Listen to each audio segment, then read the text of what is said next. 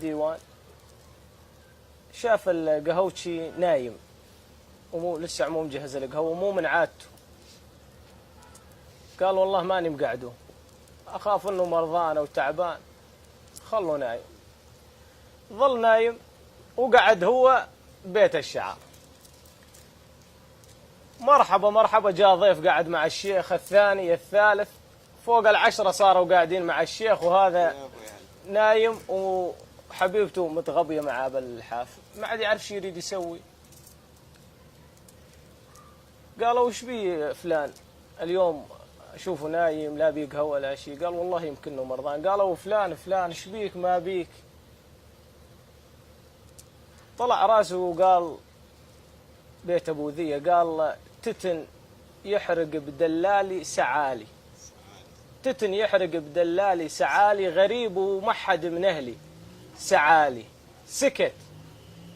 واحد من الموجودين خويه يعز عليه حيل وهو من نفس القبيله خويه، افتهم لغز البيت، قب هم قاعدين حواليه يفكرونه مرضان. راح على بيته صديقه، جاب غاز وكب على بيت الشعر، بيته عباه غاز كب عليه. قال لمرته هسه انا رايح على بيت الشيخ، بس وصلت غادي علقين البيت تورينه. قالت شلون؟ قال مثل ما اقول لك بساعه. راح شافته فات وقعد، والدنيا صارت ضحويه. قعد معاهم هم يريد يعرفون شنو قصة القهوتش، ما حسوا الا بيت احترق ومرة قامت تنتخب هالعرب، قوموا قوموا، كلهم راحوا على بيت المحترق. وصلوا قاموا يطفون بهالنار، ما ظل حدا، قامت البنية طلعت وراحت على اهلها وهو ظل على قعدته. رجعوا الحمد لله على السلامة، ما بشي ما بشي. ردوا وين؟ على القهوتش. قالوا يابا ترى تو قبل حرقت البيت قلت بيت ابو ذيه وما كملته، كمل لنا اياه هسه. قال خلاص راح نسوه. قال لا، واحد منهم الشيخ قال لا بالله لا تكملوا.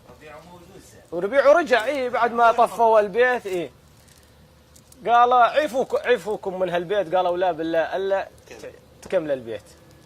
تتن يحرق بدلالي سعالي، تتن يحرق بدلالي سعالي، غريب ومحد من اهلي سعالي، خوي او الدنه سعالي، حرق بيته لجل يستر علي. وسلامتكم بهالقعدة الطيبة والخوة. الملح ظل هو الملح والوقت ظل هو الوقت، لكن حيش السامعين البشر هي تغيرت، وكل من يسوي موقف مع خويه أو يغدر بخويه هذا لا عنده لا حظ ولا بخت.